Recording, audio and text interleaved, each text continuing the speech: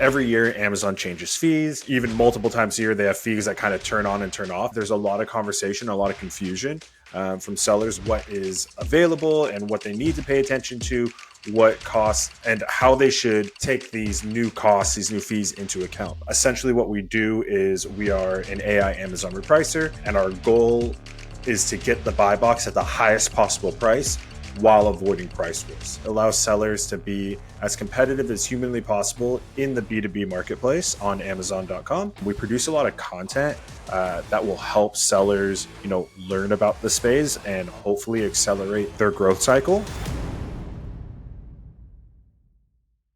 Hello and welcome to Seller Assistant Talks. My name is Oleg Kuzmenkov. I'm the founder of Seller Assistant.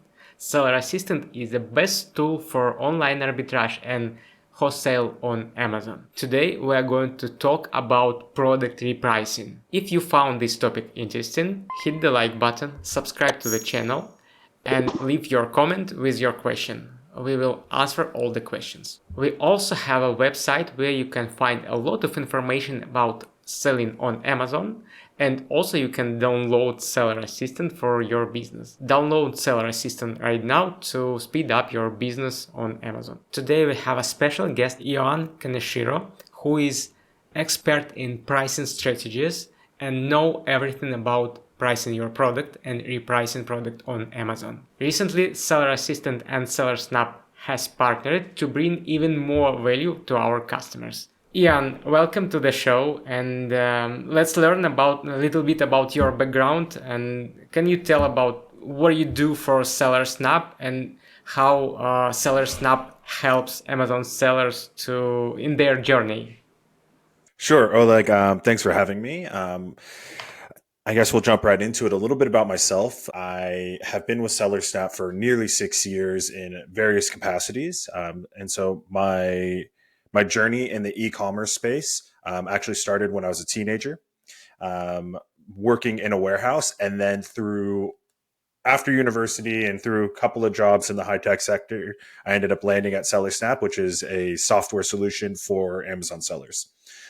Essentially, what we do is we are an AI Amazon repricer, and our goal is to get the buy box at the highest possible price while avoiding price wars. And so we work with sellers from the reselling space, so that's arbitrage and wholesalers of all sizes, in order to meet these goals of capturing buy box and making more sales. How do you view our partnership and how we can work together to better support Amazon sellers? In terms of the partnership between our two companies, I think there's a lot of complementary products that can be used to help sellers grow their businesses.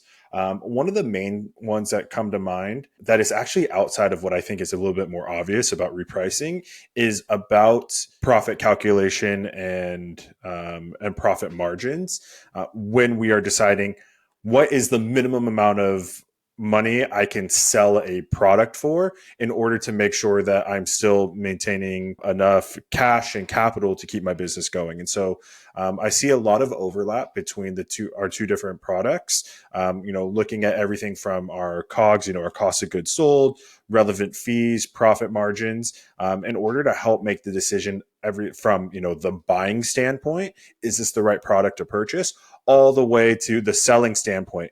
Am I selling for the right price to maintain profitability? From my point of view, I see that we can, offer our customers SellerSnap as a tool for repricing to complete their stack.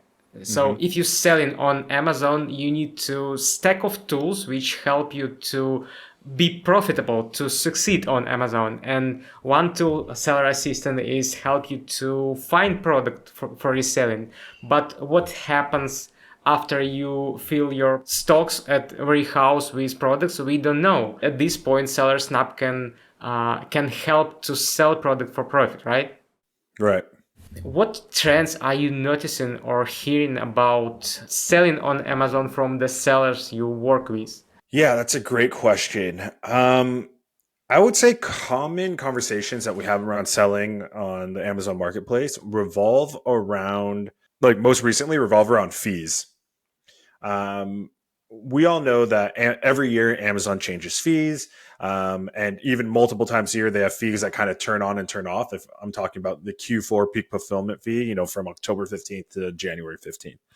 And between the Q4 peak fulfillment fee and the new low inventory FBA fee and the inbound shipment fee and Amazon's move from small and light to low FBA and how that enrollment works, I think that there's a lot of conversation, a lot of confusion from sellers, what is available and what they need to pay attention to, what costs and how they should take these new costs, these new fees into account.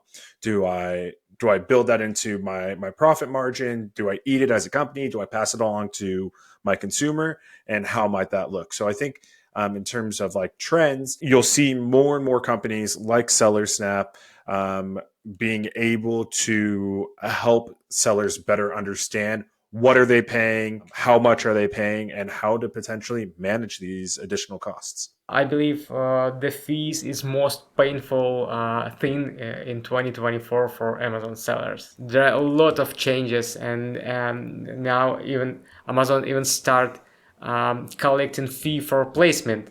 But FBA placement service fee is what you need to take in account first when you analyzing product, right? And when you're repricing your product even. Totally. What is the recent achievement you are proud of, and what is your next plans? The first one is how we took into account the new low inventory FBA fee and how we were able to bring in those fees at the right time, updated at the right time, especially when it changes, when the historical days of supply drops below 28. And so now sellers can reprice based off of that data. They can set their mins and max prices based on that data. And they can also filter on it to help make decisions about replenishment activities and things like that. That's one thing that I'm really proud of. And the second thing that we're really proud of here at SellerSnap, it revolves around our new B2B repricing tool. We were the first tool on the market. And I know that there's some other tools that have come up since. We were able to use our AI technology and pivot that to also reprice for the B2B space.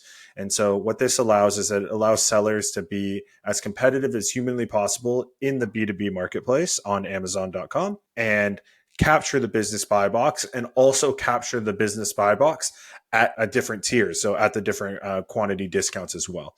And so that's something that we've been working, a couple of years on hand in hand with Amazon. And now that it's finally out, it's been out for a year now. We're still constantly making updates as Amazon is fixing things as well. And it just seems to be getting better and better and generating more and more revenue for sellers as it grows. What do you think? How SellerSnap can support and can help newbie sellers who just start selling on Amazon and trying to build their business from scratch and struggling with different tools, approaches? How SellerSnap can help them? Oleg, that's a great question. And I think that, when it comes down to full transparency, right? SellerSnap is a premium repricing tool. And so that means that we live at the top end of the software cost model for similar softwares in our market. So generally, when we talk about smaller sellers, we're talking about sellers that are already generating regularly $15,000, $20,000, $25,000 a month. That's what I would kind of consider a small SellerSnap user. But in terms of sellers that are really just getting their feet wet for the first time, trying to lift their businesses off the ground, there are other repricing solutions that might be a bit better of a choice financially. But the thing that I will say is that SellerSnap does have a lot of industry knowledge, and we produce a lot of content that will help sellers, learn about the space and hopefully accelerate their growth cycle.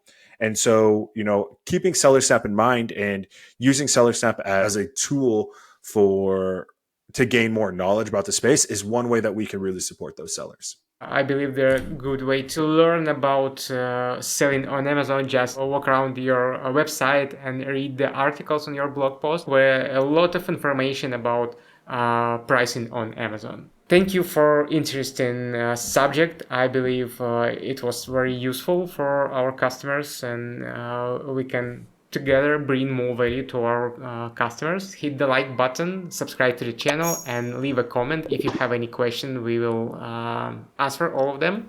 Thank you, Ian, for this podcast. Oleg, thank you for having me. We'll catch you next time. Have a good day. You too. Bye bye.